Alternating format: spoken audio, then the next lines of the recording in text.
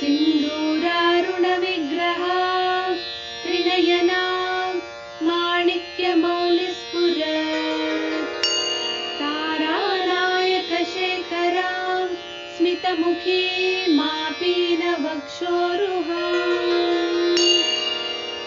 पाणिभ्यामलिपूर्णरत्नचषकं रक्तोत्पलं बिभ्रति सौम्यां रत्नघटस्थरक्तचरणां ध्यायेत् परामम्बिकाम्।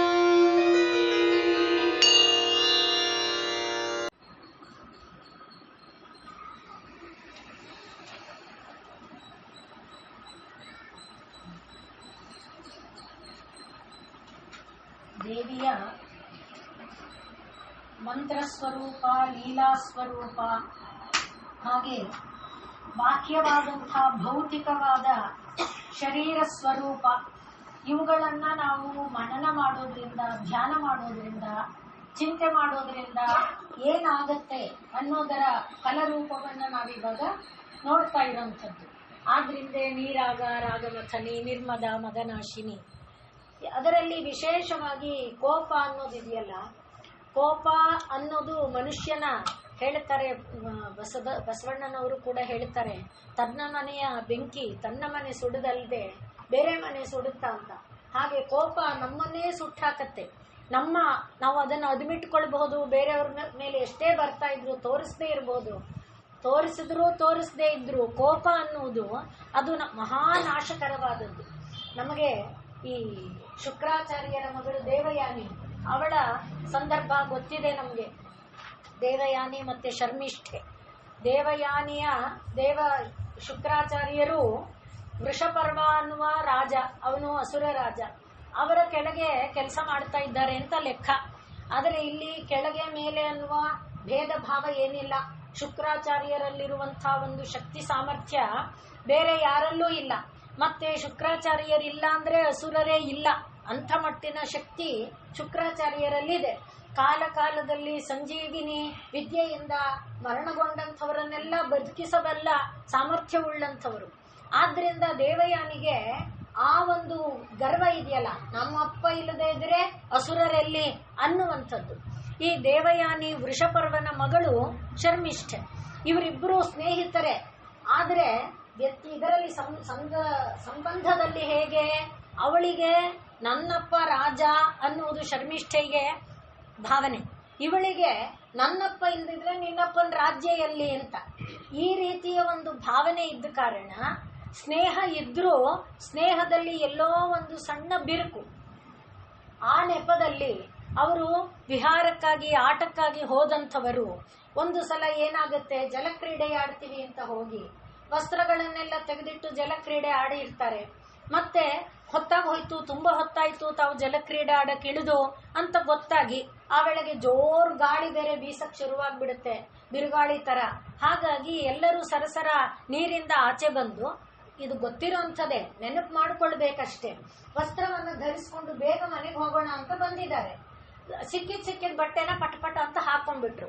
ಹಾಗೆ ಹಾಕೊಳ್ಳುವಾಗ ದೇವಯಾನಿ ಶರ್ಮಿಷ್ಠೆಯರ ಬಟ್ಟೆ ಬದಲಾಗಿತ್ತು. ಈ ಗಾಳಿ ಬೀಸ್ತಲ್ಲ ಗೊತ್ತಾ, ಅಂದ್ರೆ ಸರಸರ ಹಾಕೊಂಡು ಬೇಗ ಮನೆಗೆ ಹೋಗೋಣ ಅನ್ನೋ ಆತುರ ಅಷ್ಟೇ. ಅಷ್ಟಕ್ಕೆ ನೋಡಿ, ಎಷ್ಟು ಸ್ನೇಹ ಇದ್ರು ಅಷ್ಟಕ್ಕೆ ಜಗಳ ಶುರುವಾಯಿತು.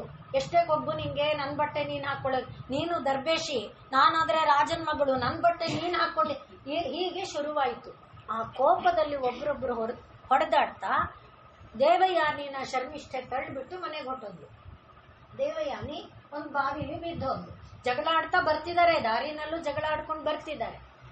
ಈ ದೇವಯಾನಿ ಮನೆಗೆ ಬರ್ಲಿಲ್ವಲ್ಲ, ಶುಕ್ರಾಚಾರ್ಯರಿಗೆ ಸ್ವಲ್ಪ ಕಳವಳ ಆಯಿತು. ದೇವಯಾನಿಗೆ ಶುಕ್ರಾಚಾರ್ಯರ ಪತ್ನಿ ಇಲ್ಲ, ದೇವಯಾನಿ ತಾಯಿ ಇಲ್ಲದೆ ಬೆಳೆದಿರುವಂಥವಳು, ಒಬ್ಳು ದಾದಿ ನೋಡ್ಕೋತಾ ಇದ್ದಾಳೆ. ದಾದಿ ಮಗಳು ಬರ್ಲಿಲ್ವಲ್ಲ ಅಂತ ಹುಡುಕೊಂಡು ಬಂದ್ಲು. ಆ ವೇಳೆಗೆ ಇವಳು ದೇವಯಾನಿ ಇದಾಳಲ್ಲ, ಅಲ್ಲಿ ಕೂತ್ಕೊಂಡು ತಳ್ಳಿದಾಳಲ್ಲ, ಆ ತಳ್ಳಿರೋ ಜಾಗದಲ್ಲಿ ಅವಳು ಕೂತ್ಕೊಂಡು ಮೊಂಡುತನ ಮಾಡ್ತಾ ಇದ್ದಾಳೆ, ನಾನು ಬರೋದಿಲ್ಲ ಅಂತ. ಇಲ್ಲಮ್ಮ ಬಾ, ಅಪ್ಪ ನಿನಗೋಸ್ಕರ ಕಂಗೆಟ್ಟಿದ್ದಾರೆ. ಇಲ್ಲ, ನಾನು ಬರೋದಿಲ್ಲ, ಅಪ್ಪನೇ ಬರ್ಲಿ. ಈಗ ಅಪ್ಪ ಬಂದ್ರು. ಅಪ್ಪ ಬಂದ್ರೆ ಅವ್ರ ಹತ್ರ ಕೂಡ ಅವಳು ಹೇಳ್ತಿದ್ದಾಳೆ, ಶರ್ಮಿಷ್ಠೆ ಬಂದು ನನ್ನ ಹತ್ರ ತಪ್ಪಾಯ್ತು ಅಂತ ಕ್ಷಮೆ ಕೇಳೋವರೆಗೆ ನಾನು ಈ ಜಾಗದಿಂದ ಬರೋದಿಲ್ಲ ಆಗ ಇದು ನಮ್ಗೆ ಬೇಡದ ವಿಷಯ. ಆದ್ರೆ ಆಗ ಶುಕ್ರಾಚಾರ್ಯರು ಹೇಳಿದಂಥ ಮಾತಿದೆಯಲ್ಲ, ಮಗು ಕೋಪ ಅನ್ನೋದು ಒಳ್ಳೇದಲ್ಲ. ಎಷ್ಟು ಸುದೀರ್ಘವಾದ ಒಂದು ನೀತಿಯನ್ನ ಬೋಧೆ ಮಾಡ್ತಾರೆ. ಅದನ್ನ ಆ ಜಾಗ ನಾವು ನೋಡ್ಬೇಕು.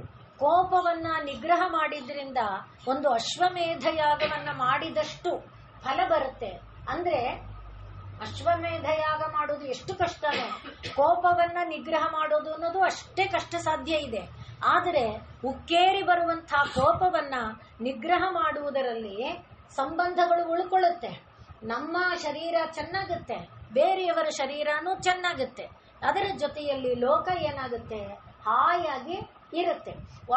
ಉದ್ವೇಗದಲ್ಲಿ ಉದ್ರೇಕದಲ್ಲಿ ಬಾಯಿಂದ ಉದುರಿದ ಒಂದು ಮಾತು ಸಾಕಲ್ಲ, ಆಮೇಲೆ ಮುಖಾಮುಖಿ ನೋಡದೇ ಇರುವಂತ ಆಗೋಗುತ್ತಲ್ಲ, ಅಂಥ ಒಂದು ಸ್ಥಿತಿಯನ್ನ ಮಾಡದಂತೆ ಪರಸ್ಪರ ಸ್ನೇಹ ಪ್ರೀತಿ ವಾತ್ಸಲ್ಯಗಳಿಂದ ಇರುವಂತೆ ಮಾಡಿಕೊಳ್ಬೇಕು.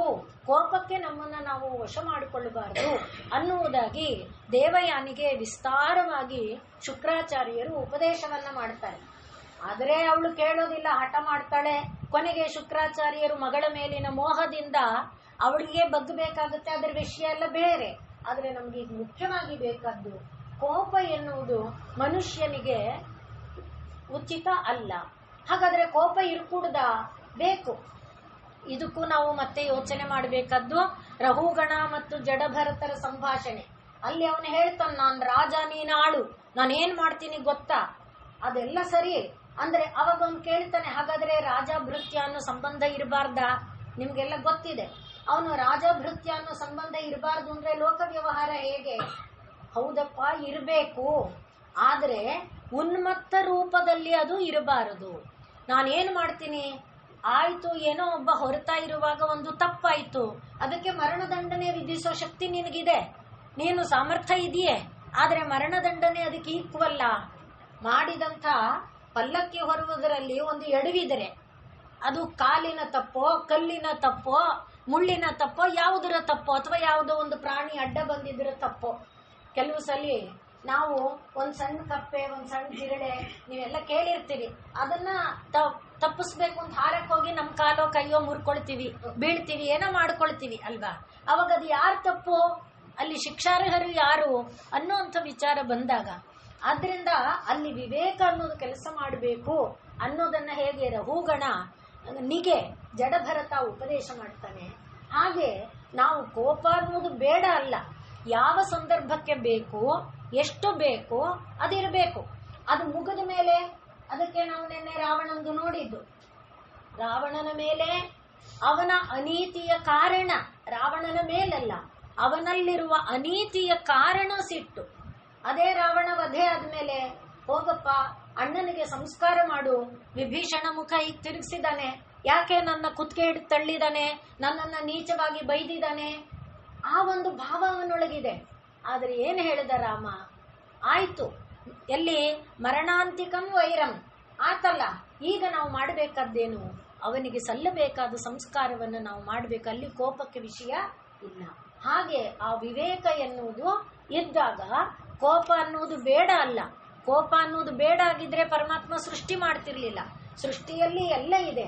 ಆ ಇರುವುದನ್ನ ಅದರ ಒಂದು ಮನೆ, ಅದರ ಒಂದು ಜಾಗ, ಅದರ ಒಂದು ಕಾಲ, ಅದಕ್ಕನುಗುಣವಾಗಿ ಅದನ್ನು ವ್ಯವಹಾರವಾಗಿ ಇಟ್ಟುಕೊಂಡ್ರೆ ಅದು ಉಚಿತಾನೇ. ಅದನ್ನ ಬೋಧೆ ಮಾಡೋದಕ್ಕೆ ನಾವು ನೋಡಿದ್ದು ನಿಷ್ಕ್ರೋಧ ಕ್ರೋಧ ಶಮನಿ. ಆದ್ರಿಂದ ನಮಗೀಗ ಕೋಪದಿಂದ ಹೊರಗೆ ಬರಕ್ಕಾಗಲ್ಲ. ಹಿಂದೆ ಎಲ್ಲ ನೀವು ಕೇಳಿರ್ತೀರಿ ಸ್ವಾಮಿ ವಿವೇಕಾನಂದರ ಬಗ್ಗೆ, ಹಾಗೆ ನಮ್ಮ ಜಯಚಾಮರಾಜ ಒಡೆಯರ ಬಗ್ಗೆ. ಅವ್ರಿಗೆಲ್ಲ ಕೋಪ ಬಂದಾಗ ಏನ್ ಹೇಳ್ತಿದ್ರಂದ್ರೆ, 100 ಎಣಸಪ್ಪ, ನಿನ್ ಕೋಪ ಬಂದಾಗ 1 2 3 4 100 ಎಣಸು ಅಂತ. ಹಾಗೆ ಸ್ವಾಮಿ ವಿವೇಕಾನಂದರನ್ನ ಕೋಪ ಬಂದ್ರೆ ಅವ್ರ ಅಮ್ಮ ಕೂಡಿಸಿ ತಲೆ ಮೇಲೆ ಕೊಡ ನೀರು ಸುರಿತಾ ಇದ್ರಂತೆ. ಅಂದ್ರೆ ಆ ಕೋಪ ಇಳಿಸ್ಕೊಳ್ಳೋದಕ್ಕೆ ನಾವು ಏನಾದ್ರೂ ವ್ಯವಸ್ಥೆ ಮಾಡ್ಕೊಳ್ಬೇಕು. ಆಗ ನಮಗಿರೋದು ಏನಪ್ಪ ಇಲ್ಲಿ ಅಂದ್ರೆ, ದೇವಿಯ ನಾಮವನ್ನ ನೆನಪಿಸ್ಕೊಂಡ್ರೆ, ಅಮ್ಮ ಈಗ ಆಯ್ತು ಅಕಸ್ಮಾತ್ ಉದ್ವೇಗದಲ್ಲಿ, ಈಗ ದೇವಯಾನಿ ಶರ್ಮಿಷ್ಠೆಯರದೆ ವೇಗದಲ್ಲಿ ನಡ್ಕೊಂಡ್ಬಿಟ್ಟಿದ್ದಾರೆ. ಆಗ ಶರ್ಮಿಷ್ಠೆಯಾಗ್ಲಿ ದೇವಯಾನಿ ಆಗಲಿ, ಅಮ್ಮ ಗೊತ್ತಾಗದೆ ಈ ವ್ಯವಹಾರ ನಡೆದೋಯ್ತು, ನಮ್ಮಿಂದ ಆದ ಈ ಅಪಚಾರ, ಕೋಪಕ್ಕೆ ವಶರಾಗಿ, ಕೋಪ ಅಲ್ಲ ಉದ್ವೇಗಕ್ಕೆ ವಶರಾಗಿ ನಾವು ಮಾಡಬಾರದನ್ನ ಮಾಡಿದ್ದೇವೆ, ಇದನ್ನು ಕ್ಷಮಿಸಮ್ಮ, ನಮ್ಮನ್ನ ಉದ್ಧರಿಸಮ್ಮ ಅಂತ ಅವಳನ್ನು ಬೇಡ್ಕೊಂಡಾಗ ಅಲ್ಲೇನಾಗತ್ತೆ, ಕೋಪದಿಂದ ನಾವು ಹೊರಗೆ ಬರಕ್ಕಾಗತ್ತೆ. ಮತ್ತೆ ಕೋಪದಿಂದಾದ ಅಪರಾಧ ಇದೆಯಲ್ಲ, ಅಪರಾಧ ಬಿಡುಗಡೆಯಾಗುತ್ತೆ, ಮುಕ್ತಿಯಾಗುತ್ತೆ. ಅದನ್ನ ನಾವಿಲ್ಲಿ ಗಮನಿಸಬೇಕಾದ್ರು. ಹಾಗಾಗಿ ನಿಷ್ಕ್ರೋಧ ಕ್ರೋಧ ಶಮನಿ. ಅದು ಮತ್ತೆ ಕೋಪ ಅನ್ನೋದನ್ನ ನಾವು ನೋಡಿದಂತೆ ಮನುಷ್ಯನ ನರಕದ ಬಾಗಿಲು ಅನ್ನೋದು ನೋಡಿದ್ದೇವೆ. ಹಾಗೆ ಲೋಭ ಎನ್ನುವುದು ಕೂಡ ನರಕದ ಬಾಗಿಲು. ಆ ಲೋಭ ಅನ್ನುವುದನ್ನು ಕೂಡ ನಾವು ಇಟ್ಕೊಳ್ಬಾರ್ದು. ಲೋಭಕ್ಕೆ ಮುಖ್ಯವಾದ ಪ್ರೇರಕ ಶಕ್ತಿ ಯಾವುದು ಅಂದ್ರೆ ಮೋಹ. ಮೋಹದಲ್ಲಿ ಮೊದಲಿಗೆ ನಾವು ಹೇಳಿಕೊಳ್ತಾ ಬಂದಿರೋದು ಇದೇ ಮೋಹಕ್ಕೆ ಪ್ರಧಾನ ಕಾರಣ ಶರೀರದ ಮೇಲೆ ನಮಗೆ ಎಷ್ಟು ಮೋಹ. ನಾನು ಚೆನ್ನಾಗಿರ್ಬೇಕು, ನನಗಿದು ಬೇಕು, ನನ್ನದಾಗಿರಬೇಕು, ಅದಕ್ಕೋಸ್ಕರ ನಾವು ಮುಚ್ಚಿಟ್ಟು ಬಚ್ಚಿಟ್ಟು ಏನೇನೆಲ್ಲ ಮಾಡ್ಕೊಳ್ತೇವೆ. ಅದಕ್ಕೋಸ್ಕರ ನಾಳೆ ಹಾಗಾಗ್ಬಿಟ್ರೆ, ನಾಳೆ ಹೀಗಾಗ್ಬಿಟ್ರೆ, ಮಕ್ಕಳು ನನ್ನ ನೋಡದೆ ಹೋಗ್ಬಿಟ್ರೆ, ನನ್ನ ಅಲ್ಲಿಗೆ ಎಸೆದ್ಬಿಟ್, ಈ ತರ ಎಲ್ಲ ಅನ್ಕೊಂಡು ನಾವು ಕೂಡಿಟ್ಟು ಸಂಗ್ರಹಿಸಿ ಏನೇನೆಲ್ಲ ಮಾಡ್ಕೊಳ್ತೇವೆ. ಅಲ್ಲಿ ಲೋಭಕ್ಕೆ ನಮ್ಮನ್ನ ನಾವು ಕೊಟ್ಕೊಳ್ತೇವೆ. ಅದಕ್ಕೆ ಪ್ರಧಾನವಾಗಿದ್ದು ಯಾವುದು? ಆಯ್ತು, ನಿನಗೆ ಎಷ್ಟು ಬೇಕು? 10 ಲಕ್ಷ ಬೇಕಾ? ಮತ್ತೆ ಇನ್ನೆಷ್ಟು ಬೇಕು? ಅದಕ್ಕೆ 4 ಮನೆ ಬೇಕಾ? 20 ಕೋಟಿ ಬೇಕಾ? 1000 ಕೋಟಿ ಬೇಕಾ? ಇದನ್ನೆಲ್ಲ ಯೋಚನೆ ಮಾಡಿಕೊಂಡಾಗ ನಮಗೆ ಆ ಲೋಭ ಅನ್ನುವುದು ಎಷ್ಟು ನಮ್ಮನ್ನ ಅಧೋಗತಿಗೆ ಇಳಿಸುತ್ತೆ. ಬೇರೆಯವರು ಬದುಕುವುದಕ್ಕೆ ಕೊಡದಂತೆ ಹೇಗೆ ಅದು ನಮಗೆ ಬಾಧೆ ಉಂಟು ಮಾಡುತ್ತೆ. ಇದೆಲ್ಲವನ್ನ ನಾವು ಗಮನಿಸಬಹುದು. ಹಾಗಾಗಿ ಲೋಭಕ್ಕೆ ನಾವು ಕೂಡ ವಶರಾಗಬಾರದು. ಲೋಭ ಅನ್ನುವುದು ನಮ್ಮನ್ನ ನರಕದ ಬಾಗಿಲಿನಲ್ಲಿ ಕೊಂಡೊಯ್ದು ನಮ್ಮನ್ನ ಮತ್ತೆ ನರಕ ಅಂದ್ರೇನು? ನರಾನ್ ಕಾಯತಿ ಇತಿ ನರಕ ಅಂತ. ಅಂದ್ರೆ ನರರು ಕೂಗು ಹಾಗೆ ಮಾಡುತ್ತೆ, ಕಿರ್ಚು ಹಾಗೆ ಮಾಡುತ್ತೆ ಅಂತ. ಅಂದ್ರೆ ಈ ಸಂಸಾರದಲ್ಲೂ ಕೂಗುತ್ತಿರ್ತೀವಿ ತಾನೆ, ಏನೇನೆಲ್ಲ ಬಾಧೆ ಬಂದಾಗ. ಸಂಸಾರನೇ ನರಕ, ಬೇರೆ ಯಾವುದೋ ನರಕ ಇದೆ ಇಲ್ಲ ಅನ್ನೋದು ಬೇರೆ. ಮತ್ತೆ ಬೆಂಕಿಲಿ ಹಾಕ್ತಾರೆ, ಇದರಲ್ಲಿ ಸುಡ್ತಾರೆ, ಎಣ್ಣೆಯಲ್ಲಿ ಕುದಿಸ್ತಾರೆ, ಇದೆಲ್ಲ ಇಲ್ಲೇ ಉದರದ ಒಳಗೆ, ತಾಯಿ ಗರ್ಭದೊಳಗೆ ಎಷ್ಟೆಷ್ಟು ಬಾಧೆ, ಎಂತೆಂಥ ಬೆಂಕಿ, ಯಾವುದು ಕಡಿಮೆದಲ್ಲ. ಹಾಗೆ ಮಕ್ಕಳಿಂದ, ಬಂಧುಗಳಿಂದ, ಇತ್ಯಾದಿಗಳಿಂದ ನಾವು ಹಾಸಿಗೆ ಮೇಲೆ ಮಲ್ಕೊಂಡು ಒದ್ದಾಡ್ತಿರ್ತೀವಲ್ಲ, ಅದೆಲ್ಲ ಬೆಂಕಿಗಿಂತ ದೊಡ್ಡದೆ. ಬೇಯಿಸಿದ್ದು ನಮ್ಮನ್ನ ಬಾಣ್ಲೆಯಲ್ಲಿ ಹಾಕಿ ಭಾವಿಸ್ತೀವಲ್ಲ ಅದೆಲ್ಲ. ಆದ್ರಿಂದ ನರಾನ್ ಕಾಯತೀತಿ ಅಂದ್ರೆ ಜನರು ಕೂಗು ಹಾಗೆ ಮಾಡುತ್ತೆ. ಆದ್ರಿಂದ ನರಕ ಅನ್ನೋದು ಎಲ್ಲಿದೆಯೋ ಇಲ್ವೋ ಇದೆ, ಆದ್ರೆ ಅದಲ್ಲದೆ ಹೋದ್ರೂ ಮತ್ತೆ ನಮ್ಮನ್ನ ಈ ಪ್ರಪಂಚಕ್ಕೆ ತಂದು ಬೀಳಿಸೋದು ಈ ಮೂರಾಗಿದೆ. ಆದ್ರಿಂದ ಅದು ನಮಗಾಗಬಾರ್ದು ಅಂದ್ರೆ ದೇವಿಗೆ ನಾವು ಮೊರೆ ಹೊಕ್ಕರೆ ದೇವಿ ನಮ್ಮನ್ನ ಕಾಪಾಡ್ತಾಳೆ. ಲೋಭ ನಾಶಿನಿ. ಆದ್ರಿಂದ ಆದ್ರೆ ಮೊದಲೇ ನಮ್ಗೆ ಗೊತ್ತು ಇದೆ, ನ ಕ್ರೋಧೋ ನ ಚ ಮಾತ್ಸರ್ಯಂ ನ ಲೋಭೋ ನಾಶುಭಾಮತಿ ಭವಂತಿ ಕೃತ ಪುಣ್ಯಾನಾಂ ಭಕ್ತಾನಾಂ ಪುರುಷೋತ್ತಮೆ.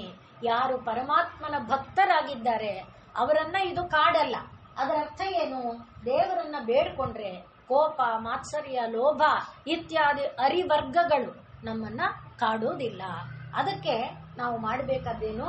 ದೇವರೇ, ಯಾವಾಗ ನಮ್ಮಲ್ಲಿ ದುರ್ಭಾವನೆ ಬರುತ್ತೆ, ಯಾವಾಗ ನಮ್ಮಲ್ಲಿ ಕಾಮಕ್ರೋಧಾದಿಗಳು ಉದ್ಭವಿಸುತ್ತೆ, ಆಗ ನಾವು ಆಶ್ರಯಿಸಬೇಕಾದ್ದು ದೇವರೇ ದೇವರೇ ದೇವರೇ. ಅದನ್ನ ಹೇಳ್ಕೊಳ್ತಾ ಈಗ ಮುಂದಿನ ನಾಮಕ್ಕೆ ನಿಸ್ಸಂಶಯ ಸಂಶಯಘ್ನಿ. ಸಂಶಯ ನಮಗೆಲ್ಲ ಗೊತ್ತಿದೆ. ಆದ್ರೆ ನೋಡಿ, ಭಾರತದಲ್ಲಿ ಎಲ್ಲರೂ ಹೇಳೋದು ಭಾರತೀಯರು ಸುಮ್ಮನೆ ಮೂಢರು, ಮೂರ್ಖರು ಅಂತ. ಯಾವುದನ್ನು ಹಾಗೆ ಹೇಳಿಲ್ಲ. ಪ್ರತಿಯೊಂದಕ್ಕೂ ಕೂಡ ಒಂದು ಶಾಸ್ತ್ರೀಯ ಪರಿಭಾಷೆಯನ್ನ ಕೊಟ್ಟಿದ್ದಾರೆ.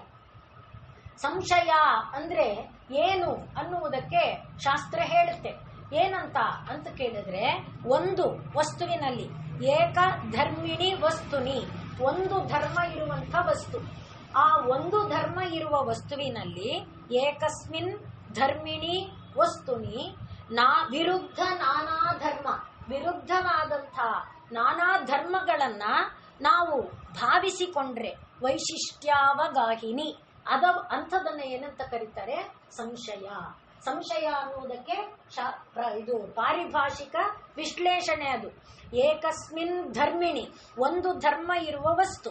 ಆ ಒಂದು ಧರ್ಮ ಇರುವ ವಸ್ತುವಿನಲ್ಲಿ ವಿರುದ್ಧ ನಾನಾ ಧರ್ಮ, ವಿರುದ್ಧವಾದ ಬೇರೆ ಬೇರೆ ಧರ್ಮಗಳ ವೈಶಿಷ್ಟ್ಯಾವಗಾಹ, ಆ ವೈಶಿಷ್ಟ್ಯಗಳನ್ನ ಅದರಲ್ಲಿ ಮುಳುಗಿಸಿಕೊಳ್ಳುತ್ತಾ ಇರುವಂತಹ ಒಂದು ಬುದ್ಧಿಗೆ ಏನಂತಾರೆ?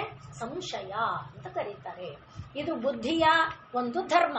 ಹಾಗೆ ಬುದ್ಧಿಯಲ್ಲಿ ಇರುವಂಥದ್ದು ಇದು. ಅದಕ್ಕೆ ನಾವು ಉದಾಹರಣೆ ನೋಡೋದಾದ್ರೆ, ನಮ್ಮ ಜೀವನದಲ್ಲಿ ಬದುಕೇ ನಮಗೆ ಸಂಶಯ ಆಸ್ಪದವಾಗೇ ಇರುತ್ತೆ. ಆದರೆ ಉದಾಹರಣೆ ನಾವು ನೋಡೋದಾದ್ರೆ, ಒಂದು ದಿವಸ ಕೃಷ್ಣ ತನ್ನ ಮನೆಯಲ್ಲಿ, ದ್ವಾರಕಾ ನಗರದಲ್ಲಿ ತನ್ನ ಮನೆಯಲ್ಲಿ, ಮನೆ ಹೊರಗಡೆ ಈ ತರ ಮುಸ್ಸಂಜೆ ಹೊತ್ತಲ್ಲಿ ಹೊರಗಡೆ ನಾವೆಲ್ಲ ಕೂತ್ಕೊಳ್ತೀವಲ್ಲ, ಈಸಿ ಚೇರು ಅದು ಇದು ಹಾಕೊಂಡು, ಹಾಗೆ ಒಂದು ಚೇರ್ ಹಾಕೊಂಡು ಕೂತ್ಕೊಂಡಿದ್ದಾನೆ. ಆಕಾಶದಿಂದ ಏನೋ ಒಂದು ಬೆಂಕಿ ಉಂಡೆ ತರಹದ್ದು ಬೀಳ್ತಾ ಇರೋ ಹಾಗೆ ಕಾಣುತ್ತೆ. ಆಗ ಅವನು ಆ ಕೃಷ್ಣನ ಜೊತೆಯಲ್ಲಿ, ಕೃಷ್ಣ ಒಬ್ಬನೇ ಇರಲ್ಲ, ಅವನ ಜೊತೆಯಲ್ಲಿ ಸಾತ್ಯಕಿ, ಉದ್ಧವ ಇವರೆಲ್ಲ ಸಾಧಾರಣವಾಗಿ ಇದ್ದೇ ಇರ್ತಾರೆ. ಎಲ್ಲರೂ ಇದ್ದಾರೆ, ಕೂತ್ಕೊಂಡಿದ್ದಾರೆ. ಹಾಗೆ ಅವರು ಕೂತಿರುವಾಗ ಎಲ್ಲರೂ ನೋಡ್ತಿದ್ದಾರೆ, ಇದೇನಿದು? ಗತಂ ತಿರಶ್ಚೀನಂ ಅನೂರು ಸಾರಥೇಹೇ. ಅನೂರು ಸಾರಥಿ, ಅನೂರು ಅಂದ್ರೆ ತೊಡೆ ಇಲ್ಲದವನು, ಅರುಣ. ಅರುಣನನ್ನ ಸಾರಥಿಯನ್ನಾಗಿ ಹೊಂದಿರೋರು ಅಂದ್ರೆ ಸೂರ್ಯ. ಅವನ ಗತಿ ಹೇಗಿದೆ? ಹೀಗೀಗಿದೆ. ತಿರಶ್ಚೀನ ಅಂದ್ರೆ ಈ ರೀತಿ. ಗತಂ ತಿರಶ್ಚೀನಂ ಅನೂರು ಸಾರಥೇಹೇ. ಈಗ ನೋಡಿ, ಸೂರ್ಯ ಅನ್ನುವುದು ಏಕಸ್ಮಿನ್ ಧರ್ಮಿಣಿ. ಸೂರ್ಯ ಅನ್ನೋದು ಒಂದು ಧರ್ಮ ಇರುವ ವಸ್ತು. ಅದರೊಳಗೆ ಇವರು ಯೋಚನೆ ಮಾಡ್ತಾ ಇರೋದು, ಸೂರ್ಯ ಹೀಗೆ ಹೋಗ್ತಾನೆ, ಅಡ್ಡಡ್ಡಲಾಗಿ ಹೋಗ್ತಾನೆ. ಇನ್ನು ಬೆಂಕಿಯಲ್ಲಿ ಏನು ಧರ್ಮ ಇದೆ? ಇದು ಊರ್ಧ್ವ ಗಮನ, ಹವಿರ್ಭುಜ. ಪ್ರಸಿದ್ಧಂ ಊರ್ಧ್ವಜ್ವಲನಂ ಹವಿರ್ಭುಜ. ಅಗ್ನಿ ಮೇಲ್ಮುಖಕ್ಕೆ ಉರಿಯುತ್ತೆ. ಆದರೆ ಪತತ್ಯಧೋಧಾಮ, ಇದೇನಪ್ಪ ಇದು? ಬೆಂಕಿಯ ಉಂಡೆ ಕೆಳಗೆ ಬೀಳ್ತಾ ಇದೆಯಲ್ಲ, ಮತ್ತೆ ಹೇಗೆ? ವಿಸಾರಿ ಸರ್ವತಃ, ಎಲ್ಲಾ ಕಡೆಗೆ ಬೆಳಕನ್ನು ಹರಡುತ್ತಾ ಇದೆ. ಇದೇನಿದು? ಸೂರ್ಯನ, ಚಂದ್ರನ, ಬೆಂಕಿನ ಅಂತ ಅಲ್ಲಿ ನೋಡಿ ಹೇಗೆ ಒಂದೇ ಏಕಸ್ಮಿನ್ ಧರ್ಮಿಣಿ ವಿರುದ್ಧ ನಾನಾ. ಆದ್ರೆ ಇದು ಯಾವುದದು ಅಂತ ನೋಡ್ತಾ ಇರುವಾಗ ಸ್ಪಷ್ಟ ಕೆಳಗೆ ಬರ್ತಾ, ಓ ಇದು ಬೆಂಕಿ ಅಲ್ಲ, ಇದು ಒಂದು ವ್ಯಕ್ತಿ, ಓ ಇದು ಒಬ್ಬ ಮನುಷ್ಯ. ಹೇಗೆ ಬರ್ತಾ ಬರ್ತಾ ಆಮೇಲೆ ಓ ಇದು ನಾರದರು. ಅಲ್ಲಿಗೆ ಆ ರೀತಿ ಅಂದ್ರೆ ಮನುಷ್ಯನಿಗೆ ಜೀವನದಲ್ಲಿ ಯಾವ ರೀತಿಯಲ್ಲಿ ಒಂದು ಚಿತ್ರ ಬರುತ್ತೆ ನೋಡಿ, ಆಗ ಅವರಿಗೆ ಗೊತ್ತಾಯ್ತು. ಅದೇ ರೀತಿಯಲ್ಲಿ ನಾವು ಸುಗ್ರೀವನನ್ನ ನೋಡ್ತೇವೆ. ಸುಗ್ರೀವ ಋಷ್ಯಮುಖ ಪರ್ವತದ ಮೇಲೆ ಇದ್ದಾನೆ. ರಾಮ ಲಕ್ಷ್ಮಣರು ಬರ್ತಾ ಇದ್ದಾರೆ. ನೋಡಿದ ತಕ್ಷಣ ಅವನ ಮನಸ್ಸಿನಲ್ಲಿ ಇರೋದೇನು? ಏಕಸ್ಮಿನ್ ಧರ್ಮಿಣಿ ರಾಮ ಮತ್ತೆ ಲಕ್ಷ್ಮಣ. ಅವರು ಒಂದು ಕಾಕುತ್ಸ್ಥವ ಇದಕ್ಕೆ ಸೇರಿದವರು, ವಂಶಕ್ಕೆ ಸೇರಿದವರು. ಆದ್ರೆ ವಿರುದ್ಧ ನಾನಾ ಏನದು? ವಾಲಿನೇ ಈ ರೂಪ ಹಾಕೊಂಡು ಬಂದಿದ್ದಾನ? ಮೊದಲನೇದು ಇಲ್ಲ, ವಾಲಿ ಬರಲ್ಲ. ಯಾಕೆಂದ್ರೆ ಋಷ್ಯಮುಖ ಪರ್ವತಕ್ಕೆ ವಾಲಿ ಯಾವ ರೂಪದಲ್ಲಿ ಬಂದ್ರೂ ಅವನ ತಲೆ ಸಿಡಿದೋಗುತ್ತೆ. ಆದ್ರಿಂದ ವಾಲಿ ಬರಲ್ಲ. ಬಹುಶಃ ವಾಲಿ ತಪಸ್ಸು ಮಾಡಿ ದೇವತೆಗಳನ್ನ ಒಲಿಸ್ಕೊಂಡು, ದೇವತೆಗಳನ್ನ ವೇಷ ಮರೆಸ್ಕೊಂಡು ನನ್ನನ್ನ ಕೊಲ್ಸಕ್ಕೆ ಈ ರೂಪದಲ್ಲಿ ಬಂದಿರಬಹುದಾ? ಹೇಗೆ ನೋಡಿ. ಅಂದ್ರೆ ಇದು ನಾವು ಅವರನ್ನ ನೋಡ್ತೀವಿ, ನಮ್ಮನ್ನ ಪ್ರಶ್ನೆ ಮಾಡ್ಕೊಂಡ್ರೆ ಇಂಥದ್ದು ಎಷ್ಟು ಬರುತ್ತಲ್ವಾ? ಬಾಗಿಲಲ್ಲಿ ನಿಂತಾಗ ದೂರದ ವ್ಯಕ್ತಿಯನ್ನ ನೋಡುವ, ಏನೇನನ್ನೇ ನೋಡ್ತಾ ಬಂದ್ರೆ ದಿನದಲ್ಲಿ ಈ ಸಂಶಯ ಅನ್ನುವುದು ಅದಕ್ಕೆ ಒಂದು ಪಾರಿಭಾಷಿಕ ವಿವರಣೆಯನ್ನ ಕೊಟ್ಟು ಹೇಳ್ತಾ, ಈ ಸಂಶಯ ಅನ್ನೋದು ಏನ್ ಮಾಡುತ್ತೆ ಮನುಷ್ಯನ್ನ ಅಂತ ಕೇಳಿದ್ರೆ ಕಷ್ಟಕ್ಕೆ ಒಳಗು ಮಾಡುತ್ತೆ. ಹಾಗಾಗಿ ತಾನೇ ಸುಗ್ರೀವ ಕಂಗೆಟ್ಟ, ಕಿರ್ಚಿದ, ಬೊಬ್ಬೆ ಹೊಡೆದ, ಎಲ್ಲಿ ಬಚ್ಚಿಟ್ಕೊಳ್ಳಿ ಒದ್ದಾಡ್ತಾ ಇದ್ದಾನೆ ವಿಲವಿಲ. ಕೊನೆಗೆ ಹನುಮಂತ ಹೇಳ್ದ, ಯಾಕಿಷ್ಟು ಗಾಬರಿ ಮಾಡ್ಕೋತೀಯ? ನೋಡ್ಕೊಂಡ್ ಬರ್ತೀನಿ ತಡಿ, ನೀನು ಇಲ್ಲೇ ಗುಹೆ ಒಳಗೆ ಎಲ್ಲಾದ್ರೂ ಬಚ್ಚಿಟ್ಕೋ, ಯಾರು ಬರದೇ ಇರುವಂತ ಒಂದು ಗುಹೆ ಒಳಗೆ ನೀನ್ ಬಚ್ಚಿಟ್ಕೋ, ನಾನು ಹೋಗಿ ವಿಚಾರಿಸ್ಕೊಂಡ್ ಬರ್ತೀನಿ ಅಂತ ಹನುಮಂತ ಬಂದ ಅಲ್ವಾ? ಹಾಗೆ ಅಂದ್ರೆ ಇಲ್ಲಿ ಆ ಸಂಶಯ ಏನು ಮಾಡ್ತು? ನಮ್ಮನ್ನ ಕೊಂದು ಹಾಕಿಬಿಡುತ್ತೆ, ನಮ್ಮನ್ನ ನಾಶ ಮಾಡುತ್ತೆ. ಆದ್ರಿಂದಲೇ ಸಂಶಯಾತ್ಮ ವಿನಶ್ಯತಿ ಅಂತಾನೆ ಗೀತಾಚಾರ್ಯ. ಸಂಶಯ ಅನ್ನೋದಿದ್ರೆ ನಮ್ಗೆ ಬದುಕಕ್ಕೆ ಕೊಡಲ್ಲ. ಸುಭಾಷಿತ ಕೂಡ ಹೇಳುತ್ತೆ ಮಿತ್ರಲಾಭದಲ್ಲಿ, ನ ಸಂಶಯ ಅನಾರುಹ್ಯ ನರೋ ಭದ್ರಾಣಿ ಪಶ್ಯತಿ. ಮಂಗಳಕರವಾದ್ದು ನೋಡ್ಬೇಕು ಅಂದ್ರೆ ಸಂಶಯನೇ ಇದ್ರೆ ಮಂಗಳ ಎಲ್ಲಿ ನೋಡ್ತೀರಾ? ಇದು ಮಂಗಳನೋ ಅಲ್ವೋ? ಮಂಗಳಪ್ಪ ನಿನ್ ಮನೆಗ್ ಬಂದಿದೆ ಪ್ರಸಾದ, ಅಕಸ್ಮಾತ್ ಯಂತ್ರ ರೂಪದಲ್ಲಿ ಹಾವಾಗ್ಬಿಟ್ಟಿದ್ರೆ, ಯಂತ್ರ ರೂಪದಲ್ಲಿ ಇದೇನೋ ಆಗ್ಬಿಟ್ಟಿದ್ರೆ ದೇವರ ಪ್ರಸಾದ. ಹೀಗಿದ್ರೆ ಅದ್ ದೇವರ ಪ್ರಸಾದ ಹೇಗಾಗತ್ತೆ? ನಮ್ಮನ್ನ ಹೇಗೆ ರಕ್ಷಿಸುತ್ತೆ ಅಲ್ವಾ? ಆದ್ರಿಂದ ನಂಬಿ ನೀವು ಕಟ್ಕೊಳ್ಳಿ, ಅದು ಅಕಸ್ಮಾತ್ ಹಾವೇ ಆಗಿದ್ರು ದೇವರ ಪ್ರಸಾದದಿಂದ ಅದು ಯಂತ್ರವಾಗುತ್ತೆ, ನಮ್ಮ ಸಂರಕ್ಷಕವಾಗುತ್ತೆ. ಆದ್ರಿಂದ ನಮ್ಮಲ್ಲಿ ಆ ಸಂಶಯ ಎನ್ನುವ ಭಾವ ಇದ್ರೆ ಅದು ನಮ್ಮನ್ನ ನಾಶ ಮಾಡುತ್ತೆ. ಅದಕ್ಕೋಸ್ಕರನೇ ಶೋಕಸ್ಥಾನ ಸಹಸ್ರಾಣಿ ಭಯಸ್ಥಾನ ಶತಾನಿ ಚ ದಿವಸೇ ದಿವಸೇ ಮೂಢಮಾವಿಶಂತಿ ನ ಪಂಡಿತಂ. ನಾವು ಮೂರ್ಖರು. ಯಾಕೆಂದ್ರೆ ಇದು ಶಾಶ್ವತ ಅಂತ ನಂಬ್ಕೊಂಡಿದೀವಿ.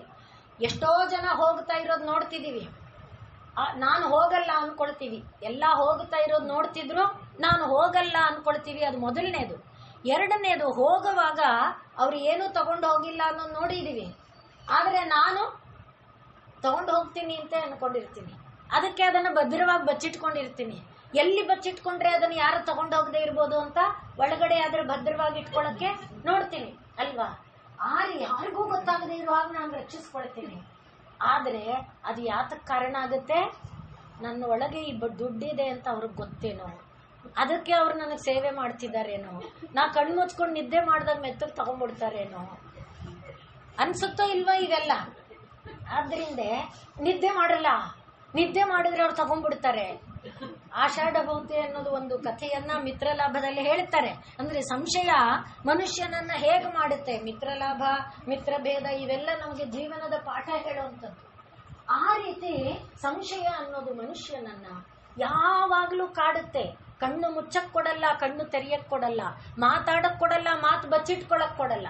ಮುಚ್ಚಿಟ್ಕೊಂಡು ಮಾತು ಹಿಡ್ಕೊಳಕ್ ಬರಲ್ಲ, ಮಾತಾಡ್ಬಿಟ್ರೆ ನಾ ಯಾಕಾಡ್ಬಿಟ್ಟೆ, ಅಲ್ಲಿಂದ ತಿರ್ಗ ಸಂಶಯ ಎಲ್ಲದರ ಒಳಗೆ.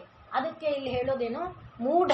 ಮೂಢ ಅಂದ್ರೆ ಯಾರು ಇದನ್ನ ನಂಬಿಕೊಂಡು ಇದು ಶಾಶ್ವತ ಅಂತ ಭಾವಿಸಿಕೊಂಡು ಇದಕ್ಕಾಗಿ ಒದ್ದಾಡ್ತಾ ಇದ್ದಾನೋ ಅವನಿಗೇನು, ಶೋಕಸ್ಥಾನ ಸಹಸ್ರಾಣಿ, ದಿವಸಕ್ಕೆ ಸಾವಿರಾರು ಶೋಕದ ಬಾಗಿಲು.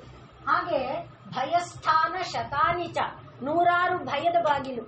ಹೇಗೆ ಇಲಿ ನೋಡಿ, ಯಾವಾಗ್ಲೂ ಭಯನೇ ಅದಕ್ಕೆ.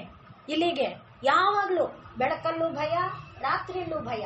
ನೀವು ಇಲಿಯನ್ನ ನೋಡಿದರೆ, ನಮ್ಮ ಇಂದ್ರಿಯಗಳು ಕೂಡ ಇಲಿ ತಾನೆ, ಅದನ್ನ ನಾವು ಅನೇಕ ಬಾರಿ ನೋಡಿದ್ದೇವೆ. ಆದ್ದರಿಂದ ಅಂಧಸ್ಯ ಮೇ ಕೃತ ವಿವೇಕ ಮಹಾಧನಸ್ಯ ಚೋರೈಹಿ ಪ್ರಭೋ ಬಲಿಭಿರಿಂದ್ರಿಯ ನಾಮಧೇಯೈ. ಇಂದ್ರಿಯ ಅನ್ನುವುದ ಇವುಗಳು, ಆದ್ರಿಂದ ಇದನ್ನು ಕದ್ದು ಬಿಡುತ್ತೆ, ಕದ್ದು ಬಿಡುತ್ತೆ, ಕದ್ದು ಬಿಡುತ್ತೆ ಆ ಭಯ. ಆದ್ದರಿಂದ ನಮಗೇನಿದೆ, ಯಾವಾಗಲೂ ಶೋಕದ ದಾರಿನೇ, ಯಾವಾಗಲೂ ಭಯದ ದಾರಿನೇ. ಆದ್ದರಿಂದ ನಾವು ಪರಮಾತ್ಮನನ್ನ ಆಶ್ರಯಿಸಿದರೆ ಶೋಕದ ಬಾಗಿಲು ತಾನೇ ಮುಚ್ಚುತ್ತೆ, ಭಯದ ಬಾಗಿಲು ತಾನೇ ಮುಚ್ಚುತ್ತೆ. ಆದ್ರಿಂದ ನಿಸ್ಸಂಶಯ ಸಂಶಯಗ್ನಿ. ಅವಳಿಗೆ ಯಾಕೆ ಸಂಶಯ ಇಲ್ಲ? ಅವಳಿಗೆ ತನ್ನ ಬಿಟ್ಟು ಇನ್ನೊಂದಿಲ್ಲ ಗೊತ್ತಿದೆ. ಯಾರಿದ್ದಾರೆ ಎಲ್ಲರೂ ನಾನೇ ಗೊತ್ತಿದೆ, ಯಾರ ಹತ್ರ ಏನೇನಿದೆ ಎಲ್ಲ ನನ್ನದೇ ಅನ್ನೋದು ಅವಳಿಗೆ ಗೊತ್ತಿದೆ. ಆದರೆ ನಮಗೆ ನನ್ನ ಹತ್ರ ಇರೋದು ನನ್ನದು ಅಂತ ತಿಳ್ಕೊಂಡಿದ್ದೇವೆ. ನನ್ನ ಹತ್ರ ಇರೋದು ಯಾರ್ದು? ದೇವಿಯದು ಅಥವಾ ಪರಮಾತ್ಮನದು. ಇದು ನನ್ನದಲ್ಲ ಅನ್ನುವ ಭಾವನೆ. ನನ್ನ ಮಕ್ಕಳದು ಬೇಡ, ನನ್ನ ಮೊಮ್ಮಕ್ಕಳದು ಬೇಡ. ಅವಾಗ ತಾನೇ ನಮಗೆ ಅವನಷ್ಟು ಮೋಸ ಮಾಡಿದಾನೆ, ನನ್ನ ಮಗನಿಗೆ ಒಂದು ಪೈಸೆ ಕೊಟ್ರೆ ನಾನು ಅಂತೇವೆ ನಾವು. ಯಾಕೆಂದ್ರೆ ನನಗೆ ಹಾಗೆ ಮೋಸ ಮಾಡಿ ಹೋಗಿದ್ದಾನೆ ಅಂತ ಅಂತೇವೆ, ಬೇಡ. ಆದರೆ ನಿನ್ನ ಮಗನಿಗೆ ಕೊಡಬೇಡ.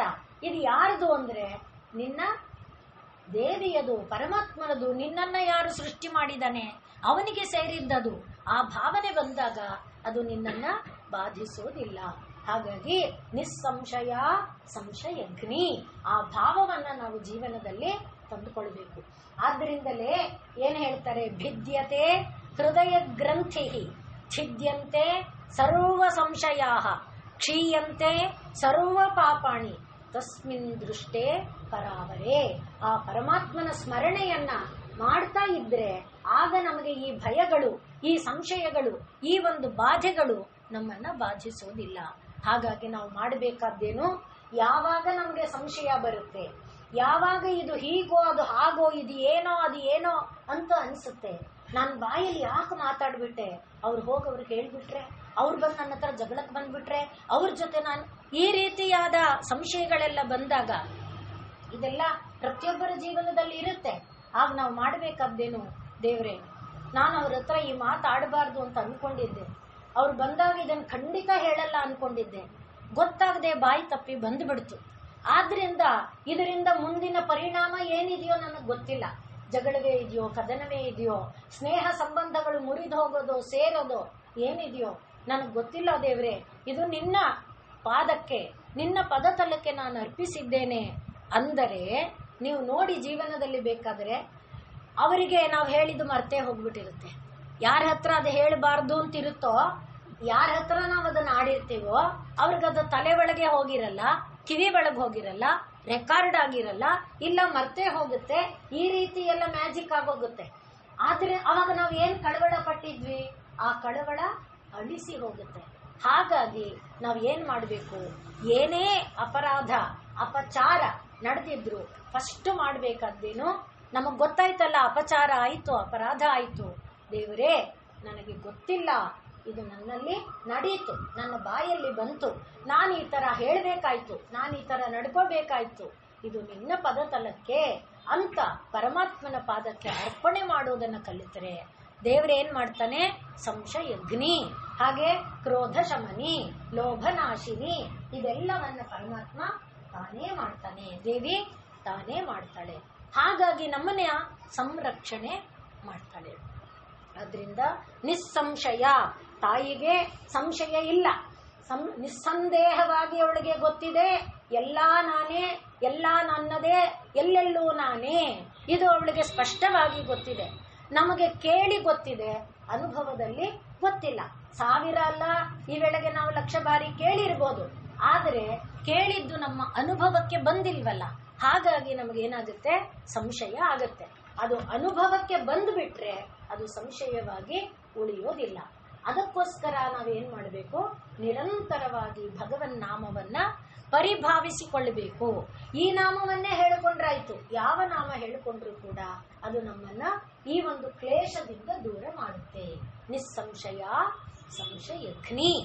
ಇನ್ನು ನಿರ್ಭವ ಭವ ನಾಶಿನಿ. ಭವ ಅಂದ್ರೆ ಈಗಾಗಲೇ ನಾವು ಭವಾನಿ ಅನ್ನೋ ನಾಮದಲ್ಲಿ ನೋಡ್ಕೊಂಡಿದ್ದೇವೆ. ಆದ್ರಿಂದ ಭವಾನಿ ಭಾವನಾ ಗಮ್ಯ. ಭವ ಅಂತ ಹೇಳಿದ್ರೆ ಅದು ಸಂಸಾರ, ಸಂಸಾರಕ್ಕೆ ಭವ ಅಂತ ಹೇಳ್ತಾರೆ. ಯಾಕೆ ಅಂದ್ರೆ ಅದು ಯಾವಾಗಲೂ ಇರುವಂಥದ್ದು. ಭವ ಅಂದ್ರೆ ಇರುವಂಥದ್ದು, ಭವತಿ ಇರುತ್ತೆ ಅಂತ ಅರ್ಥ. ಆದ್ರಿಂದ ಮತ್ತೆ ಭವತಿ ಅಂದಾಗ ಪೂಜ್ಯ ಅನ್ನೋದು ಇನ್ನೊಂದು ಅರ್ಥ ಇದೆ. ನಾವು ಕೇಳಿರ್ತೀವಿ, ಇತ್ತೀಚೆಗೆ ಅದು ಹೊರಟೋಗಿದೆ. ಮೊದಲು ಒಂದು ಕಾಲದಲ್ಲಿ ಮನೆ ಬಾಗಿಲಲ್ಲಿ ನಿಂತು ಭವತಿ ಭಿಕ್ಷಾಂದೇಹಿ ಅಂತ ಕೇಳ್ತಾ ಇದ್ರು. ಭವತಿ ಅಂದ್ರೆ ಪೂಜ್ಯಳೆ ಅಂತ ಒಂದರ್ಥ. ಈಗ ನೋಡಿ, ಭವ ಅಂದಾಗ ಭವವನ್ನ ಪೂಜ್ಯವಾಗಿ ನಾವು ಕಂಡರೆ, ಪೂಜ್ಯವಾಗಿ ಹೆಂಗ್ ಕಾಣೋದು, ಸಂಸಾರವನ್ನ ಇದು ಪರಮಾತ್ಮನದು ಅಂತ ನಾವು ಕಂಡರೆ ಆಗ ನಮಗದೇನ್ ಮಾಡಲ್ಲ, ಬಾಧೆ ಉಂಟು ಮಾಡಲ್ಲ. ಭವ ಅನ್ನೋದು ನಮ್ಮನ್ನ ಕಟ್ಟಾಕಲ್ಲ, ಮತ್ತೆ ಮತ್ತೆ ಈ ಸಂಸಾರದಲ್ಲಿ ತಂದು ನಮ್ಮನ್ನ ಬಿಸಾಕಲ್ಲ. ಆದ್ರಿಂದ ಭವ ಅಂದ್ರೆ ನಿರಂತರವಾಗಿ ಇರುವಂಥದ್ದು. ಸಂಸಾರವೂ ನಿರಂತರವಾಗಿ ಇರುತ್ತೆ, ಅದೇ ಪರಮಾತ್ಮನೂ ಕೂಡ ನಿರಂತರವಾಗಿ ಇರ್ತಾನೆ. ಆ ನಿರಂತರವಾಗಿ ಇರುವ ಸಂಸಾರದಲ್ಲಿ ನಿರಂತರವಾಗಿ ಇರುವ ಪರಮಾತ್ಮನನ್ನ ನಾವು ಭಾವಿಸಿಕೊಂಡರೆ ಆಗ ಅದೇನಾಗುತ್ತೆ, ನಿರ್ಭವ. ನಮ್ಮನ್ನ ಅದು ಭವವಾಗಿ ಬಾಧಿಸೋದಿಲ್ಲ. ಆದ್ದರಿಂದ ಯಾರು ಆ ಪರಮಾತ್ಮನನ್ನ ಭಾವಿಸಿಕೊಳ್ತಾರೆ ಅದನ್ನ ಭಾವನಾಗಮ್ಯ ಅನ್ನುವಾಗೂ ನೋಡಿದ್ದೇವೆ. ಹಾಗಾಗಿ ಪ್ರಪಂಚ ಅನ್ನುವುದನ್ನ ನನ್ನದು ಅಂತ ನಾನು ಭಾವಿಸಿಕೊಂಡಾಗ ತಾನೇ ಮೇಲೆ ಹೇಳಿದ್ದಲ್ಲ, ಯಾವುದು ಕ್ರೋಧ, ಲೋಭ, ಮೋಹ, ಯಾವ್ಯಾವುದನ್ನ ನಿರ್ಮೋಹ, ಮೋಹನಾಶಿನಿ, ನೀರಾಗ, ರಾಗಮಥನಿ ಏನೇನು ನೋಡ್ತಾ ಬಂದಿದ್ದೇವೆ, ಅದೆಲ್ಲ ಪ್ರಪಂಚ ನಾನು, ಪ್ರಪಂಚ ನನ್ನದು, ಪ್ರಪಂಚದಲ್ಲಿ ನಾನು ಶಾಶ್ವತ. ಇದನ್ನ ನಾನು ತಿಳ್ಕೊಂಡಿರೋದ್ರಿಂದ ನನಗೆ ಇದೇನು ಮಾಡುತ್ತೆ, ಬಾಧಾಕರವಾಗುತ್ತೆ. ಪ್ರಪಂಚ ಎನ್ನುವುದು ಪರಮಾತ್ಮ ಅಂತ ನಾನು ತಿಳ್ಕೊಂಡ್ರೆ, ಪ್ರಪಂಚ ಎನ್ನುವುದು ಪರಮಾತ್ಮನೇ, ಪರಮಾತ್ಮನೇ ಈ ಎಲ್ಲ ರೂಪದಲ್ಲಿದ್ದಾನೆ, ಪರಮಾತ್ಮನೇ ಎಲ್ಲಾ ಕಾಲಗಳಲ್ಲಿದ್ದಾನೆ, ಪರಮಾತ್ಮನೇ ಎಲ್ಲಾ ದೇಶಗಳಲ್ಲಿದ್ದಾನೆ, ಪರಮಾತ್ಮನೇ ಎಲ್ಲಾ ಸ್ವರೂಪದಲ್ಲಿದ್ದಾನೆ.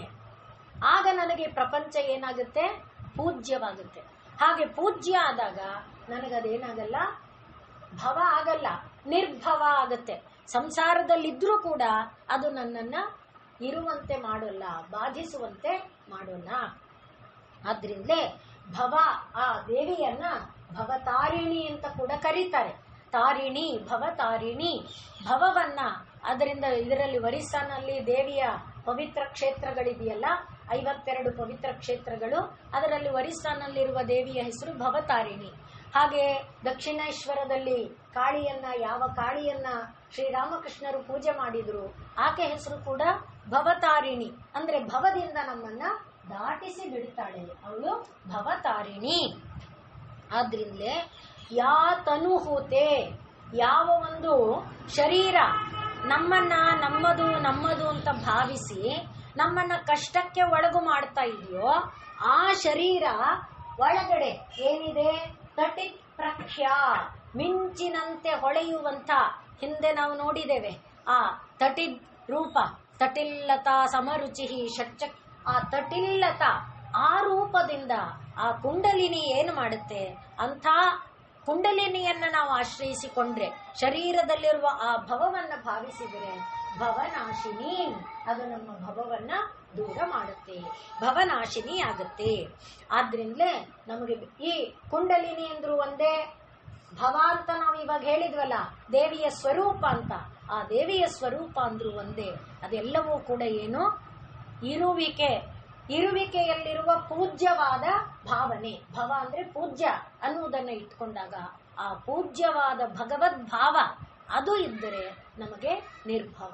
ಭವದಲ್ಲೇ ಇದ್ದೇವೆ ನಾವು, ಆದರೂ ಭವ ನಮ್ಮನ್ನ ಬಾಧಿಸುವುದಿಲ್ಲ ಅನ್ನುವುದನ್ನ ದೇವಿ ಭಾಗವತದಲ್ಲಿ ಪ್ರತಿಜ್ಞೆ ಮಾಡಿ ಹೇಳ್ತಾಳೆ. ಅಹಂ ತೇ ಮತ್ಪರಾನ್, ನಾನು, ಯಾರು ನನ್ನ ಪರರಾಗಿದ್ದುಕೊಂಡು ನನ್ನ ಸ್ಮರಣೆಯನ್ನ ಮಾಡ್ತಾ ಇರ್ತಾರೋ, ಭಕ್ತಾನ ಐಶ್ವರಂ, ಅಂದ್ರೆ ಲೋಕದಲ್ಲಿರುವುದೆಲ್ಲವೂ ಕೂಡ ಪರಮಾತ್ಮ ಅನ್ನುವ ಭಾವದಿಂದ ಅದನ್ನ ಭಾವಿಸಿಕೊಳ್ತಾ ಯೋಗದಿಂದ ಅದನ್ನು ಸಾಧನೆ ಮಾಡಿಕೊಂಡಿರ್ತಾರೋ ಅಂಥವರಿಗೆ ಸಂಸಾರ ಸಾಗರಾದ ಸ್ಮಾತ್ ಉದ್ಧರಾಮಿ, ಅಂಥವರನ್ನ ಈ ಸಂಸಾರ ಸಾಗರದಿಂದ ನಾನು ಉದ್ಧರಿಸ್ತೇನೆ ಅಂತ ದೇವಿ ಭಾಗವತದಲ್ಲಿ ಘೋಷ ಮಾಡಿಕೊಂಡಿದ್ದಾಳೆ. ಹಾಗಾಗಿ ದೇವಿಯ ಸ್ಮರಣೆ ಮಾಡಿದರೆ ಸಾಕು, ನಮಗೆ ಭವನಾಶ ಆಗುತ್ತೆ, ಭವನಾಶಿನಿ. ಹಾಗೆ ನಾವು ದಾಸಯ್ಯರು ಬರ್ತಾರಲ್ಲ ಮನೆಗೆ, ಈಗ ದಾಸಯ್ಯ ಅನ್ನುವ ಒಂದು ಸಂತತಿ ಹೋಗಿದೆ. ಆ ದಾಸಯ್ಯ ಅನ್ನುವುದರಲ್ಲಿ ಒಂದು ಪವಿತ್ರತೆ ಇದೆ. ದಾಸಯ್ಯ ತರುವ ಒಂದು ಪಾತ್ರೆ ಇದೆಯಲ್ಲ, ಅವರು ಪಾತ್ರೆ ತರ್ತಿದ್ರು, ಒಂದು ತಾಮ್ರದ ಪಾತ್ರೆ, ಅದಕ್ಕೆ ನಾಮ ಎಲ್ಲ ಇಟ್ಕೊಂಡು ಚೆನ್ನಾಗಿ ಥಳ ಅಂತ ಹೊಳೆದು ತರ್ತಾರೆ. ಅದರ ಹೆಸರು ಭವನಾಶಿನಿ ಅಂತ. ಅದು ಕೊನೆಗೆ ಭವನಾಶಿ ಹೋಗಿ ಬೋಸಿ ಆಗೋಗಿದೆ. ಬೋಸಿ ಅಂತ ಕರಿತೀವಲ್ಲ ಮನೆಯಲ್ಲಿ ನಾವು, ಬೋಸಿ ಅನ್ನೋದು ಭವನಾಶಿನಿ. ಅದು ಅಂದ್ರೆ ಮನುಷ್ಯನಾದವನು ತನಗೆ ಜೀವನಕ್ಕೆ ಎಷ್ಟು ಬೇಕೋ ಅಷ್ಟು ಮಾತ್ರ ಆಶ್ರಯಿಸಿಕೊಂಡು ಅದರಿಂದ ತನ್ನ ಜೀವನವನ್ನ ನಡೆಸ್ತಾ ಇದ್ರೆ, ಎಂಥ ದಾಸರ ಕಥೆಗಳನ್ನ ನಾವು ಕೇಳ್ತೇವೆ. ಮನೆಗೆ ರಾಶಿ ಜನ ಬಂದ್ಬಿಟ್ಟಿದ್ದಾರೆ, ಅವತ್ತು ಯಾರ ಮನೆ ಬಾಗಿಲಿಗೆ ದಾಸಯ್ಯನ ಕಥೆ ಏನು ಸುಮ್ಮನೆ ಗೋವಿಂದ ಗೋವಿಂದ ಅಂತ ಡಣ್ ಅಂತ ಹೋಗ್ತಾ ಇರೋದು, ಯಾರು ಕರೀತಾರೆ ಅವ್ರಿಗೆ ಶಂಖ ಊದೋದು ಅಲ್ವಾ. ಆದ್ರೆ ಕರೆದು ಅವತ್ತು ಯಾರು ಏನೂ ಕೊಡ್ಲಿಲ್ಲ. ಆದ್ರೆ ಅವರು ಮನೆಗೆ ಬಂದಾಗ ಪರಮಾತ್ಮನೇ ಯಾವುದೋ ರೂಪದಲ್ಲಿ ಬಂದ ಎಲ್ಲರಿಗೆ ವೈಭೋಗದ ಊಟ ಮಾಡಿಸ್ತಾನೆ. ಅಂಥದ್ದು ಅನೇಕ ಚರಿತ್ರೆಗಳನ್ನ ನಾವು ನೋಡ್ತೇವೆ. ನಾವು ಹಿಂದೆ ಬಳೆಗಾರನ ಕಥೆಯನ್ನು ಕೂಡ ನೋಡಿದ್ವು.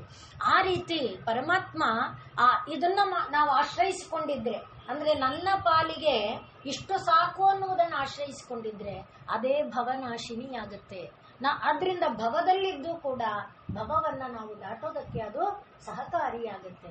ಅದಕ್ಕೆ ನಾವು ಮಾಡಬೇಕಾದ್ದೇನು, ತೃಪ್ತಿಯನ್ನ ಪಡೆಯಬೇಕಾದ್ರೆ ಯಾ ದೇವಿ ಸರ್ವಭೂತೇಶು ತುಷ್ಟಿ ರೂಪೇಣ ಸಂಸ್ಥಿತ, ಅದನ್ನು ನಾವು ಪಡಿಬೇಕಾದ್ರೆ ದೇವಿಯ ಸ್ಮರಣೆ ಅಷ್ಟೇ. ಪರಮಾತ್ಮನ ಸ್ಮರಣೆ ಮಾಡ್ತಾ ಇದ್ರೆ ಆ ತೃಪ್ತಿ ತನ್ನಿಂದ ತಾನೇ ಬರುತ್ತೆ. ಆದ್ರಿಂದಲೇ ಭವ ಅನ್ನುವುದನ್ನ ಅನಂತ ಅನಾದಿಮತ್ ಪರಂ ಬ್ರಹ್ಮ ಜ್ಞೇಯಂ ಜ್ಞಾನಂ ಉತ್ತಮಂ ಅಂತ ಭಗವದ್ಗೀತೆಯಲ್ಲಿ ಕೃಷ್ಣ ಕೂಡ ಅದನ್ನ ಹೇಳ್ತಾನೆ. ಹಾಗಾಗಿ ಈ ಭವವನ್ನ ನಾವು ಆ ರೀತಿಯಲ್ಲಿ ಭಾವಿಸಿಕೊಂಡ್ರೆ ಅದು ನಮ್ಮನ್ನು ಏನು ಮಾಡುತ್ತೆ, ಈ ಸಂಸಾರದಿಂದ ದಾಟಿಸಿ ಹಾಕತ್ತೆ. ಇನ್ನು ಮುಂದಿನ ನಾಮ ನಿರ್ವಿಕಲ್ಪ, ನಿರ್ಭವ ಭವನಾಶಿನಿ. ನಿರ್ವಿಕಲ್ಪ, ವಿಕಲ್ಪ ಅದಕ್ಕೂ ಕೂಡ ಮತ್ತೆ ಪಾರಿಭಾಷಿಕ ಅಂದ್ರೆ ಶಾಸ್ತ್ರೀಯ ಪರಿಭಾಷೆ ಇದೆ. ಏನಪ್ಪ ಅಂತ ಕೇಳಿದ್ರೆ, ಶಬ್ದಜ್ಞಾನ ಅನುಪಾತಿ, ಶಬ್ದಜ್ಞಾನ ಅನುಪಾತಿ ವಸ್ತು ಶೂನ್ಯ, ಶಬ್ದಜ್ಞಾನ ಅನುಪಾತಿ ವಸ್ತು ಶೂನ್ಯ, ಅದನ್ನ ಏನಂತಾರೆ, ವಿಕಲ್ಪ ಅಂತ ಕರೀತಾರೆ. ನೆರೆ ಹೊರೆ, ಈಗ ನಾವು ದೇವಯಾನಿ ಶರ್ಮಿಷ್ಠೆಯನ್ನ ನೋಡಿದ ಹಾಗೆ ಅಕ್ಕಪಕ್ಕದವರು ತುಂಬಾ ಸ್ನೇಹಿತರಾಗಿದ್ದಾರೆ. ಜೊತೆಯಲ್ಲಿ ವಾಸ ಮಾಡ್ತಾ ಸುಮಾರು 20-25 ವರ್ಷ ಜೊತೆಯಲ್ಲೇ ವಾಸ ಮಾಡ್ತಾ ಇದ್ದಾರೆ. ದಿನ ಒಂದು 10 ನಿಮಿಷ 15 ನಿಮಿಷ ಅಕ್ಕಪಕ್ಕ ಮಾತಾಡೋದು ಪದ್ಧತಿ ಇದೆ. ಹಾಗೆ ಅವತ್ತು ಕೂಡ ಪಕ್ಕದ ಮನೆಯವರು ಈ ಕಡೆ ಮನೆಯವರ ಜೊತೆ ಮಾತಿಗೆ ನಿಂತಿದ್ದಾರೆ. ಮಾತಿಗೆ ನಿಂತವರು ಹೇಳಿದ್ರು, ನೋಡ್ರಿ ನಮ್ಮ ಮನೆಯಲ್ಲಿ ಖರ್ಚು ವೆಚ್ಚ ತುಂಬಾ ಜಾಸ್ತಿ ಆಗೋಗ್ಬಿಟ್ಟಿದೆ, ಸುಮ್ಮನೆ ಯಾವುದೋ ಎ ಬಿ ಅಂತ ಇಟ್ಕೊಳ್ಳಿ. ಆ ಎ ಅನ್ನುವರು ಹೇಳಿದ್ರು, ನಮ್ಮ ಮನೆಯಲ್ಲಿ ಖರ್ಚು ವೆಚ್ಚ ತುಂಬಾ ಜಾಸ್ತಿ ಆಗೋಗಿದೆ, ಹೆಣ್ಮಕ್ಳಾಗ್ಬಿಟ್ರು, 3 ಹೆಣ್ಮಕ್ಳಾಗ್ಬಿಟ್ರು, ಅದರಿಂದ ಮಕ್ಕಳ ಜವಾಬ್ದಾರಿ ಆಗ್ಬೇಕು, ಮನೆ ವ್ಯವಹಾರ ನಡಿಬೇಕು, ವಿದ್ಯಾಭ್ಯಾಸ ಆಗ್ಬೇಕು, ಮಕ್ಕಳಿಗೆ ಮದುವೆ ಆಗ್ಬೇಕು, ನಮ್ಮ ಮನೆಯವರ ಸಂಪಾದನೆ ಸಾಲ್ತಾ ಇಲ್ಲ. ಅದಕ್ಕೆ ನಮ್ಮ ಮನೆಯವರು ಯೋಚನೆ ಮಾಡಿದ್ದಾರೆ, ಒಂದು ಎಮ್ಮೆ ತಂದು ಅಥವಾ ಹಸು ತಂದು ಸಾಕೋಣ. ಆ ಹಸುವಿನ ಹಾಲನ್ನ ನೀನು, ಹಸುವಿನ ವ್ಯವಸ್ಥೆ ನೀನು ನೋಡ್ಕೋ, ಹಸುವಿನ ಹಾಲನ್ನ ಮಾರಿದ್ರೆ ಬಂದಂತ ಒಂದು ದುಡ್ಡಿಂದ ಸ್ವಲ್ಪ ಹಣವನ್ನ ಜೊತೆ ಮಾಡಿಕೊಂಡು ಮಕ್ಕಳಿಗೆ ಬೇಕಾದ ವ್ಯವಸ್ಥೆ ಮಾಡೋಣ ಅಂತ ನಮ್ಮ ಮನೆಯವರು ಹೇಳಿದ್ರು ರೀ ಅಂತ ಹೇಳ್ತಾ ಇದ್ದಾರೆ. ಬಿ ಹೇಳಿದ್ರು, ನೀವೇನಾದ್ರೂ ಹಸು ತಂದು ಅದು ದಿನ ಕಚಡ ಮಾಡ್ತಾ ಇದ್ರೆ ನಾವು ಸಹಿಸ್ಕೊಳಕ್ಕಾಗಲ್ಲ ರೀ. ಅದ್ ಹೇಗ್ರಿ, ನಮ್ಮನೇಲಿ ನಾವು ಹಸು ಕಟ್ಕೋತೀವಿ, ನಿಮ್ದೇನ್ರಿ? ಇಲ್ಲ ರೀ, ಹಸು ಇಲ್ಲಿ ನಮ್ ಬದುಕು ನಡಿಬೇಡ್ವಾ, ನಮ್ ಕಷ್ಟ ನಮ್ಗೆ, ನೀವು ಬರ್ತೀರಾ ನಮ್ ಕಷ್ಟಕ್ಕೆ? ಅದೆಲ್ಲ ನನಗ್ ಗೊತ್ತಿಲ್ಲ. ಹಸು ಸಗಣಿ ಹಾಕೋದು, ಗಂಜಳ ವಾಸನೆ ಬರೋದು, ಅದರಿಂದ ಸೊಳ್ಳೆ ನಾವು ತಡ್ಕೊಳ್ಳಲ್ಲ, ನಾವೇನಿಲ್ಲ, ಪೊಲೀಸ್ ಕಂಪ್ಲೇಂಟ್ ಏನಂತೀರ್ರಿ ಅಂತ ಒಬ್ಬರಿಗೊಬ್ಬರಿಗೆ ಶುರುವಾಗೇ ಬಿಡ್ತು. ಕೊನೆಗೆ ಹಿಡಿದು ಬಟ್ಟೆ ಹಿಡಿದು ಜಗಳ ಮಾಡ್ತಾ ಇದ್ದಾರೆ. ಅಲ್ಲಿ ನೋಡಿ ಏನಾಗಿರೋದು, ಶಬ್ದಜ್ಞಾನ ಅನುಪಾತಿ. ಶಬ್ದ ಕಿವಿ ಮೇಲೆ ಬಿತ್ತು, ಏನಂತ, ನಮ್ಮನೆಯವರು ಹಸು ತರೋಣ ಅಂತಿದ್ದಾರೆ ಅಂತ. ಹಸು ಬಂತೆ, ಆದರೆ ನಡೆದಿದ್ದೇನು, ಇದನ್ನ ವಿಕಲ್ಪ ಅಂತ ಕರೀತಾರೆ. ಇದು ಜೀವನದಲ್ಲಿ ಇದೆಯೋ ಇಲ್ವೋ, ಪ್ರತಿ ದಿವಸದೊಳಗೆ ನಮ್ಮೊಳಗೆ ಇದೆ.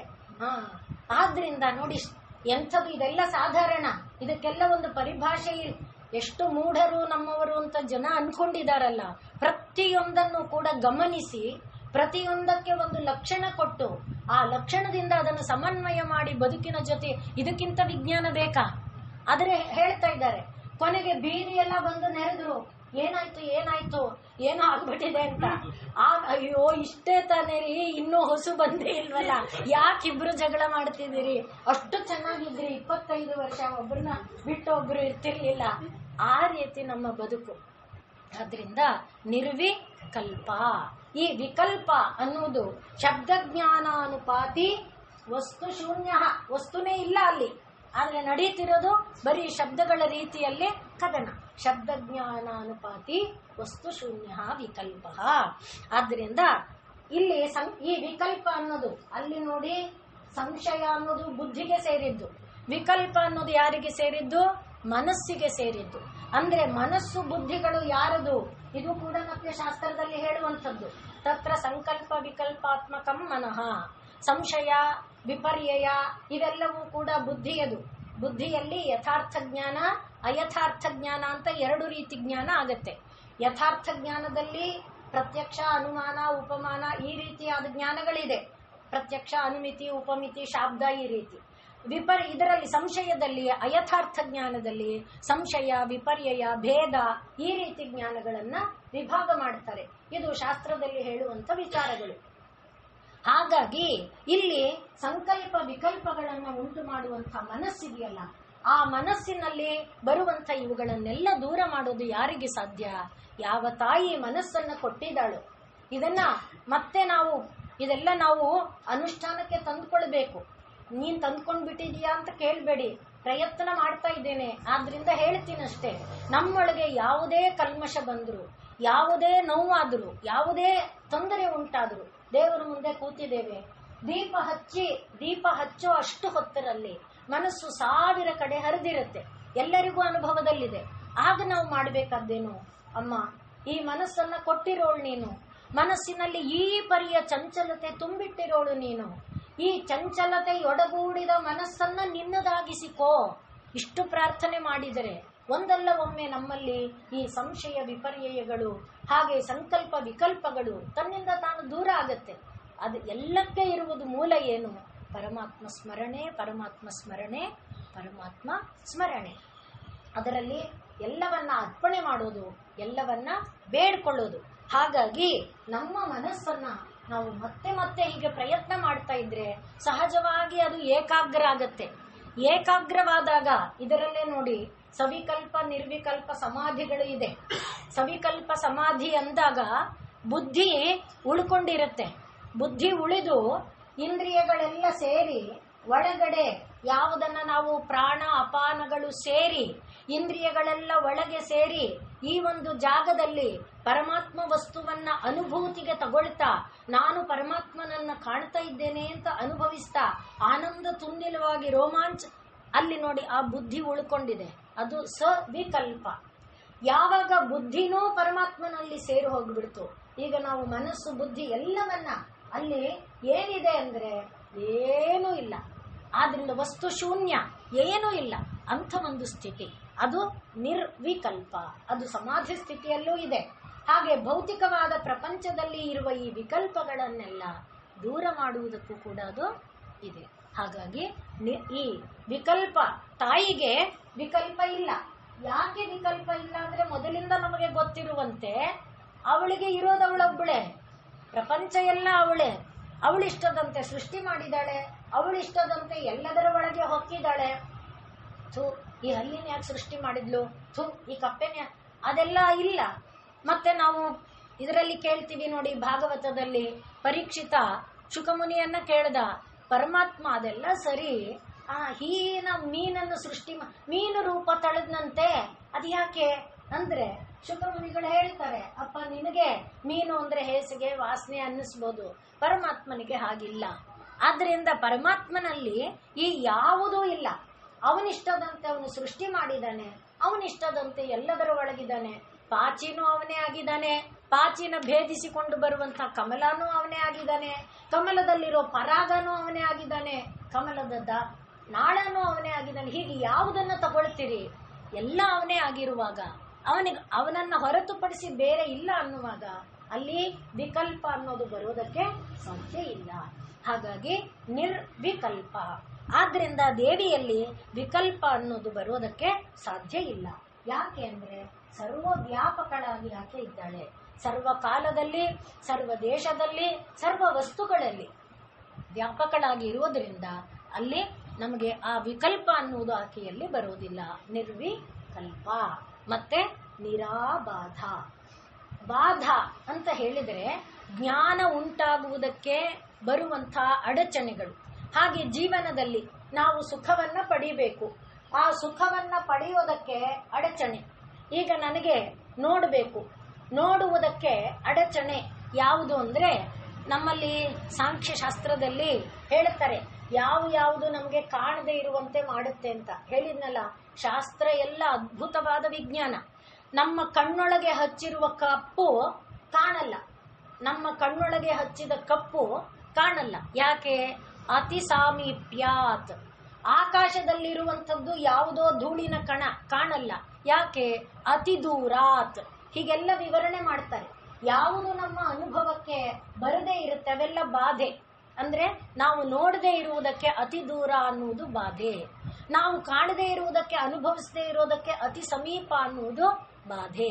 ಹಾಗೆ ಅಣುಗಳು ಯಾಕೆ ಕಾಣಲ್ಲ? ಅತಿ ಸೂಕ್ಷ್ಮ್ಯಾತ್, ಅತ್ಯಂತ ಸೂಕ್ಷ್ಮವಾಗಿದೆ. ಹಾಗೆ ದೊಡ್ಡದು, ಈಗ ಬೆಟ್ಟನ ನೀವು ಪೂರ್ತಿ ನೋಡಿದೆ ಅಂತ ಹೇಳಿದ್ರೆ ಯಾರು ನಂಬ್ತಾರೆ? ಯಾರು ನಂಬಲ್ಲ. ನೀವು ಎಲ್ಲಿ ನಿಂತಿದ್ದೀರಿ ಆ ಭಾಗ ನೋಡಿದೀರಷ್ಟೇ, ತಳದಿಂದ ಮೇಲ್ವರೆಗೆ ಯಾರು ನೋಡಕ್ಕಾಗತ್ತೆ? ಬರೀ ನಮ್ಮ ಚಾಮುಂಡಿ ಬೆಟ್ಟ ಅಲ್ಲ, ಒಂದು ದೊಡ್ಡ ಬಂಡೆನೇ ನಾವು ನೋಡಕ್ಕಾಗಲ್ಲ. ಬೆಟ್ಟದಲ್ಲಿ ಒಂದು ದೊಡ್ಡ ಬಂಡೆನ ನೋಡಕ್ಕಾಗಲ್ಲ. ನಾವು ನಿಂತಿರುವ ಜಾಗ ನೋಡ್ಬೋದು, ಬಂಡೆಯ ಆಚೆ ಬದಿ, ಬಂಡೆಯ ಕೆಳಬದಿ, ಬಂಡೆ ಮೇಲ್ಬದಿ ಇಲ್ಲ. ಅಷ್ಟೆಲ್ಲ ಯಾಕೆ? ನಾವು ಉದಾಹರಣೆ ಹೇಳಿಕೊಳ್ಳೋದು ಕರಬದರ ಆಮಲಕವತು ಅಂತಾರಲ್ಲ, ಕೈಯಲ್ಲಿರುವ ನೆಲ್ಲಿಕಾಯಿನ ಹಿಡ್ಕೊಂಡಿದ್ವಿ. ಹೀಗೆ ಹಿಡ್ಕೊಂಡಿದ್ರೆ ಎಲ್ಲ ಭಾಗ ಕಾಣ್ತಾ ಇದೆಯೋ?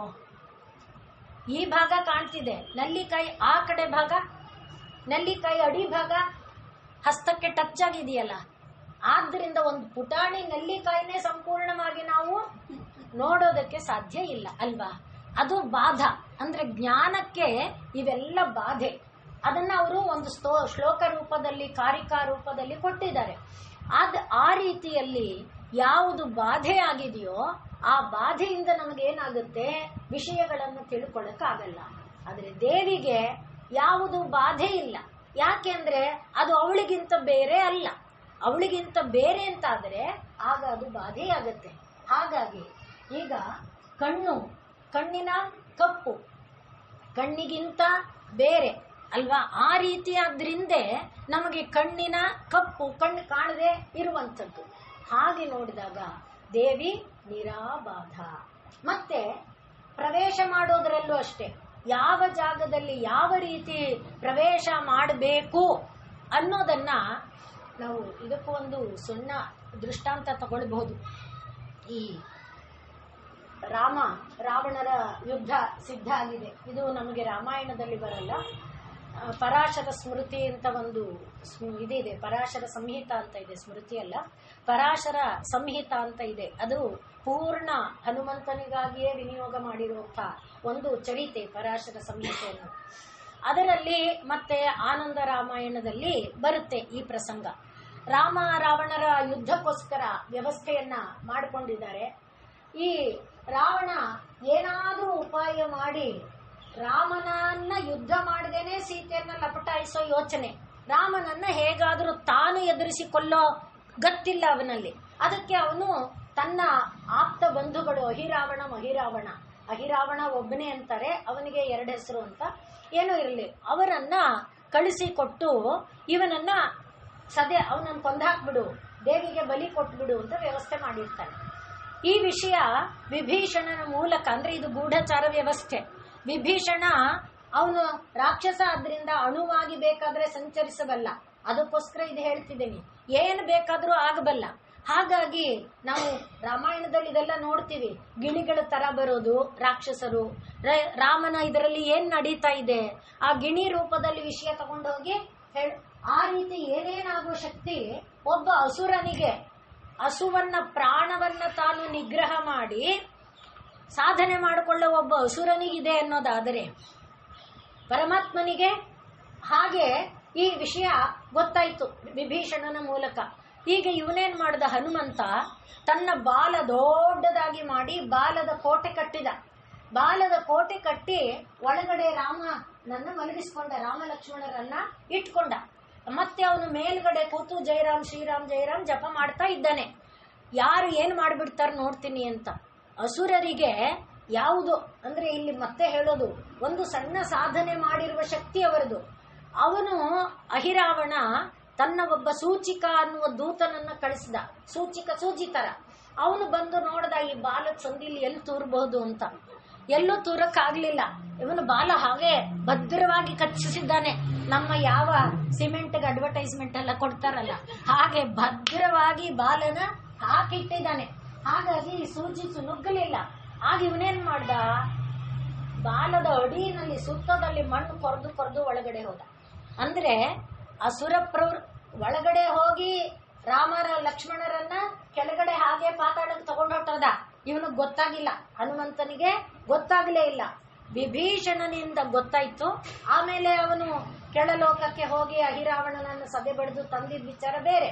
ನಮಗೆ ಮುಖ್ಯವಾಗಿ ಇಲ್ಲಿ ಬೇಕಾಗಿರೋದು ಬಾಧ ಅಂದಾಗ ಇವೆಲ್ಲನೂ ಬಾಧೆ ಉಂಟು ಮಾಡಬಹುದು.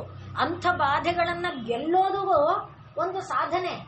ಆದ್ರೆ ಅದನ್ನೂ ಮೀರಿದ ಸಾಧನೆ ಯಾರಿಗಿದೆ? ಹನುಮಂತ ಮಾಡ್ದ ನೋಡಿ. ಹಾಗೆ ಕದ್ದರೂ ಕೂಡ ಅದನ್ನ.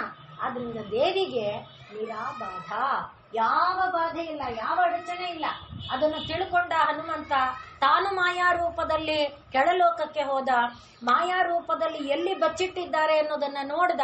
ಅಹಿರಾವಣರನ್ನ ಕಾಳಿಗೆ ಬಲಿ ಕೊಡಕ್ಕೆ ರಾಮ ಲಕ್ಷ್ಮಣರನ್ನ ಕಾಳಿಗೆ ಬಲಿ ಕೊಡಕ್ಕೆ ಸಿದ್ಧ ಮಾಡಿರೋದನ್ನ ನೋಡಿ ಕಾಳಿಗೆ ಬಲಿ ಕೊಡೋವರೆಗೆ ಕಾದು ಅದನ್ನ ತಗೊಂಡು ಬಂದ. ಅಂದ್ರೆ ದೇವಿಗೆ ಯಾವುದು ಬಾಧೆ ಇದ್ರೂ ಆ ಬಾಧೆಯನ್ನ ಇಲ್ಲದಂತೆ ಮಾಡುವ ಶಕ್ತಿ ಚೈತನ್ಯ ಇದೆ. ಆದ್ರಿಂದ ಅವಳು ನಿರಾಬಾಧ, ಯಾವ ಅಡಚಣೆಯೂ ಕೂಡ ಅವಳನ್ನ ಬಾಧಿಸುವುದಿಲ್ಲ. ಇದನ್ನ ನೋಡ್ತಾ ಮುಂದಿನ ನಾಮ ನಿರಾಬಾಧ, ನಿರ್ವಿಕಲ್ಪ ನಿರಾಬಾಧ, ನಿರ್ಭೇದ, ಭೇದ ಇಲ್ಲದೆ ಇರುವವಳು. ಅದನ್ನ ನಾವು ನಾಳೆ